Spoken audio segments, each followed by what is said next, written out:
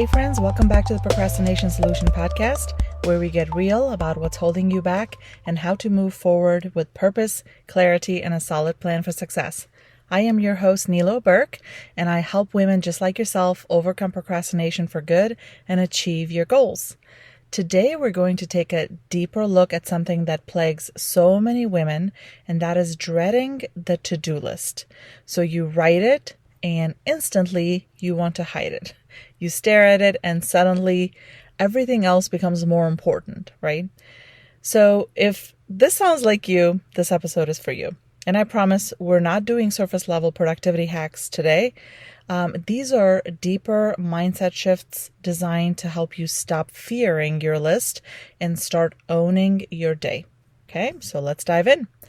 I'm going to give you 5 tips. Let me read you the 5 tips all at once, and then I'm going to go deep into it. I like to do that because my brain just works better that way. So I'm going to read you all the tips, and then I'm going to go into each one of them. Okay, so tip number 1 is to shift from obligation to ownership. Tip number 2, stop waiting for the feeling. Tip number 3, make peace with imperfect progress. Tip number 4, add emotion to the outcome. And tip number 5 is schedule regret in advance. Okay, now let's go a little bit into each one of these tips.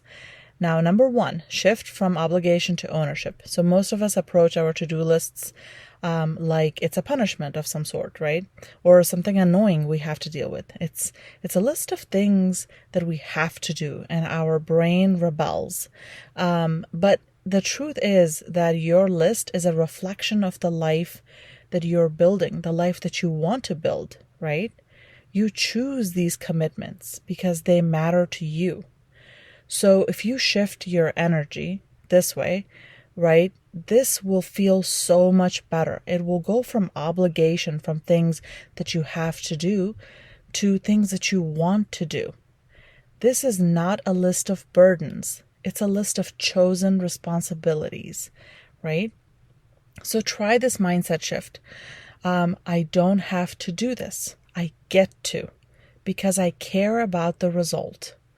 And if there is a particular, thing on your to-do list that you have to do, that you feel like you have to do, but you're having a really hard time with it, take a moment to sit down with it and figure out a way to change that obligation to ownership, right? And say this to yourself, or write it down actually. I don't have to do this. I get to do this because I care about the result. And then write down what is the result of doing this thing, whatever it is, right? Whether that's working for something at work, working for something for yourself personally, for your family, an extended family member, a friend, your community. What is the result of this action? What's the end goal? And do you care about that end goal, right? And if you do, then that is the reason why you are doing this thing that's on your to-do list. So shifting your mindset from, I have to do this. This is annoying. I can't believe I have to put up with this, to I get to do this, right? Here's a result that I will get personally when I complete this task, right? So when your list becomes a reflection of your values, it feels less like pressure and so much more like power, like you have power over your list, right? Now, tip number 2 is stop waiting for the feeling. So I've talked about this before. Dreading your list often means you're waiting to feel ready before you begin. But the secret is that motivation comes after action, not before. Many of us are waiting for motivation in order for us to get up and start working. I used to be one of those people. And many times now I still feel myself, or I find myself thinking that I lack motivation. I'm going to wait for motivation in order for me to take action. But I know that as soon as I start taking action, right, then motivation is the byproduct of that. It comes afterward. So your brain wants comfort. It doesn't want to be courageous and brave in this moment. It doesn't want to, face your fears and face this dreaded thing that you might be dreading. It just wants to be comfortable. It wants to conserve energy. It wants you to just leave it alone. But every time you act without the feeling, you prove that you are in charge, that your emotions are not in charge, right? So here's something that you can do. Ask yourself, what if I give this task just 5 minutes, right? This is, my coach Brooke Castillo calls this the minimum baseline. If you like listening to podcasts, I definitely recommend listening to hers. It's called the Life Coach School podcast on, your podcast app. So her episode is called the minimum baseline. And basically, this is what it is. You give yourself a minimum time or effort that you're going to put towards a task. And that's your starting point. That is step 1, right? And once you give yourself that minimum baseline, you tell yourself, I'm going to exercise 3 times this week for 5 minutes, at least just 5 minutes. And then there will be days when those 5 minutes turn into 10 or 15 or 20. But the point is to schedule yourself, 3 times this week, 5 minutes. And, it doesn't just apply to exercise. If you are a student, I teach college students, and I know that when you have work, you have, family life, you have your personal life, you have all of these classes you have to take, and all of the homework and the reading and research, and you dread it. You dread all of this, right? But if you say to yourself, I'm going to work on my, history, whatever, homework or research for like 10 minutes, for 10 minutes every day, even on Sundays, even on Saturdays, I'm going to work on this for 10 minutes. That's the minimum baseline, right? You start working, and after 10 minutes, momentum takes over. You might sit there for another 5. You might sit there for another, 10. You might end up working for an hour on your homework. This applies to any task, really, not just to homework. So what I want you to take away from this tip is you don't need to feel like doing it. You just need to start. I promise you, once you start, give yourself that minimum baseline. Once you start, the momentum will take over. Okay? All right, tip number 3 was make peace with imperfect progress. This one's for my recovering perfectionists, me. So the dread that you might be feeling, it's often just fear of doing it wrong, of not being good enough at this thing that you're working on, right? But your to-do list, if you think about it, it's not really a test, right? It's just a training ground, if you think about it that way. And when you are growing, it's supposed to be a messy process. So, when you make peace with imperfect progress, then you start, and then, the momentum will take over. There will be many times where I'm really tired and I'm getting ready for bed, and I still have to fold like a couple of loads of laundry. And I tell myself, if I can just fold 1 basket, then that's good enough, right? That's progress. If you have dishes to do and you have dishes in the dishwasher, tell yourself, if I can just put away the dishes in the dishwasher, that's good enough, right? Because the next day you can come and then you'll have an empty dishwasher to throw in the dirty dishes into, right? If you don't have time to mop and vacuum, maybe just vacuum or maybe just mop. If you don't have time to return all of the emails from today, maybe just return half of them or maybe a quarter of them, right? So all of that counts towards your progress. Make peace with imperfect progress. And, and if you can tell yourself, if you like to write affirmations on note cards, here's a quick affirmation for you. You can write down that done builds confidence. Perfect builds pressure, right? So B minus work. If you do something and it's B minus work, that's still building confidence in you. But if you are focusing on making something perfect, that's going to have this tremendous pressure that comes with it. And then we're less likely to even start the thing, right? Let alone finish it to perfection. Okay, so tip number 4 is add emotion to the outcome. So we often dread the list when it feels disconnected, like just a bunch of like boring boxes to check, right? But your brain doesn't run on tasks. It runs on meaning. And every task on your list is connected to a feeling that you want to have, right? Imagine all of the things that are on your list, they're there for a reason. And when you do get them done, you feel a certain way. So what is that feeling? And you can write that down next to your to-do list if you want. So you have your to-do list, do dishes. What is the feeling that's going to come when the dishes are done, right? So you can put that down, because then what you're doing is you're going after those feelings. You're not really going after the task. It's sort of, okay, let me give you an example. This might apply, this might not. It makes sense in my brain.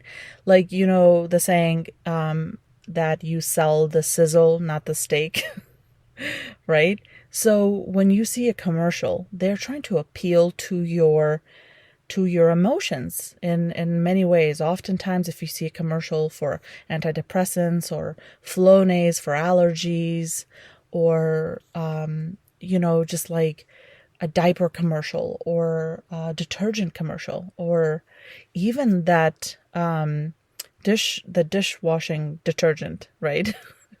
They will show you that little the fluffy duck that was stuck in the oil, and then this soap is like good enough for the ducks, and so now it should be good enough for your dishes.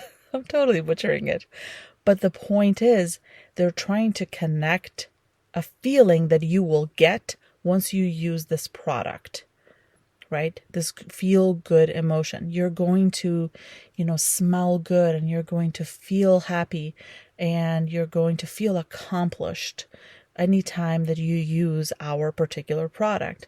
Or you're going to be popular, or you're going to be well liked by your friends if you buy this particular brand of soda, right? So you can do that as well to the items on your to-do list, right? So I'm just going to read that last line that I just shared with you.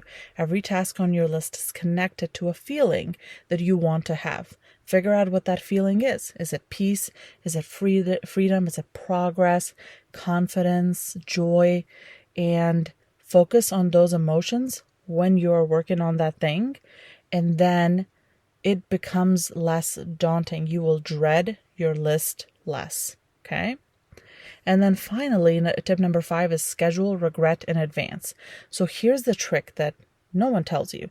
The dread of doing the task is almost always less than the dread of avoiding it. Okay? So when you are not doing, I'm just going to use dishes again. When you're not doing the dishes and they're piled up and they're staring at you in the sink and maybe on the counters, and you don't have a place to put your, coffee cup because the sink is full, that feels worse than the actual dread that you might be feeling in the process of putting the dishes in the dishwasher, right? So it actually feels worse when you're avoiding something. You're expending more energy, thinking about it and dreading it and hating it when you're not doing it. It's not as bad if you actually start doing it. I promise you, test this out for yourself. It's not so bad once you actually start doing it, because you're going to start seeing your progress, and all of a sudden, it changes. That dread slowly changes to like a little bit of a neutral zone, and then all of a sudden you're happy. You're relieved that this thing is done, right? So when we look at a task, we only see the discomfort of doing it now. But what if you flipped that What if you asked, how will I feel in 24 hours if I avoid this? Right? So 24 hours, 48 hours, whatever, right? Give it a time limit. How would you feel in 24 hours if you continue to avoid doing this thing, right? So let the discomfort of not doing it guide you into action, because I bet you in 24 hours you're going to feel worse, about not doing that thing. That's why we dread and we have these feelings of guilt and shame about all the things that we label, as things I'm behind on. I'm behind on this, I'm behind on that. I don't know where to start. I can't believe I haven't worked on this, blah, blah, blah. Like, that's because we have been dreading it for days or weeks or months. And that dread is that emotion is a lot worse than actually doing it, right? So, I have a couple of questions here towards the end. I've been doing this the last few episodes. Some of these things that I'm thinking might come up for you as you're listening to the podcast. One of them is, what if I never get everything done? And I want to tell you that is okay. That is normal. The point of your to-do list isn't to finish everything. It's to prioritize what matters most today, right? And always progress over perfection. Progress over perfection, okay? And another thing that that might have come up for you as you listened is, can these tips help even if I don't consider myself a procrastinator? And absolutely, 100%. All of my, tips that I share with you here on the podcast, they can apply to you, even if you are like this big go-getter, because we are all human, we all fall short, and all of us need mindset shifts in order to work on our goals and approach our goals from different angles, right? So, and also, like, many women don't realize that dread is a form of just a subtle procrastination, right? These tips are for anyone who wants a lighter, more empowering relationship with their daily tasks. And another question that may have come up for you is, why do I feel overwhelmed just looking at my to-do list, right? So that is because the list becomes emotionally loaded with so much expectations for you, guilt maybe of things that you haven't done in the past, and it's, sitting on this list right now, and just the thought of perfectionism, like doing everything to perfection. Maybe you didn't do some things in the past because you wanted them to be done perfectly, right? That's why they're still on your list. So it's not the task themselves, it's what we make them mean about us, right? So I hope that this episode sort of helps you, untangle that and make that and unburden you a little bit.